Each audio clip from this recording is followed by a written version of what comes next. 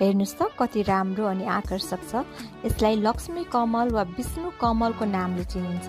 यो प्लान्ट तपाईले घरमा लगाउँदा सही दिशामा लगाउनु भयो भने तपाईको घरको सम्पूर्ण वास्तु दोषको निवारण हुन्छ र तपाईको घरमा सुख शान्ति समृद्धि र कहिले पनि धनको कमी हुन दिँदैन।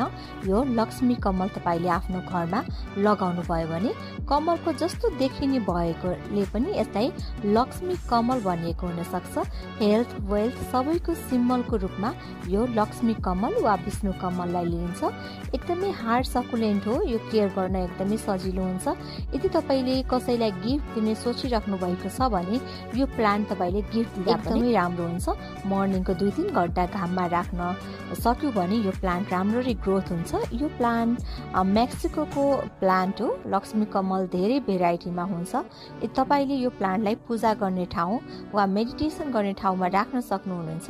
यो प्लान्ट लगाउँदा धनको कमी हुँदैन, सुख समृद्धि बढ्छ, माता लक्ष्मीको आशीर्वाद सधैँ पाइराख्नुहुन्छ, आर्थिक समस्याको पनि समाधान हुन्छ, धनको वृद्धि हुन्छ, वास्तु दोषको निवारण हुन्छ र घरबाट कोही जाँदा वा आउँदा तपाईले यो प्लान्टलाई दर्शन गरेर जान सक्नुहुनेछ र तपाईको सम्पूर्ण कार्य पनि सिद्धि हुन्छ। त्यसो भए यो प्लान्ट तपाईले आजै नै आफ्नो घरमा राख्ने होइन त। यदि तपाईलाई पनि यो प्लान्ट चाहियो भने अर्डर गर्न चाहिँ नबिर्सिनु होला है त। ब्लुमिङ एक्सप्रेसमा। हेर्नुस् त कति राम्रो अनि आकर्षक छ। यसलाई लक्ष्मी कमल वा विष्णु कमलको नामले चिनिन्छ। यो प्लान्ट तपाईले घरमा लगाउँदा सही दिशामा लगाउनु भयो भने तपाईको घरको सम्पूर्ण वास्तु दोषको निवारण हुन्छ र तपाईको घरमा सुख शान्ति समृद्धि र कहिले पनि धनको कमी हुन दिँदैन। यो लक्ष्मी कमल तपाईले आफ्नो घरमा लगाउनु भयो भने कमलको जस्तो देखिने भएकोले पनि यसलाई लक्ष्मी कमल भनिएको हुन सक्छ। हेल्थ वेल्थ सबैको सिम्बलको रूपमा यो लक्ष्मी कमल वा विष्णु कमललाई लिइन्छ। एकदमै हार्ड सकुलेन्ट हो। यो केयर गर्न एकदमै सजिलो हुन्छ।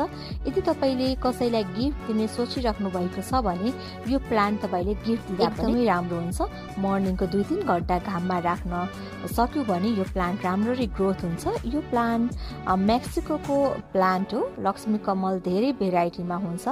तपाईले यो प्लान्टलाई पूजा गर्ने ठाउँ वा मेडिटेसन गर्ने ठाउँमा राख्न सक्नुहुनेछ।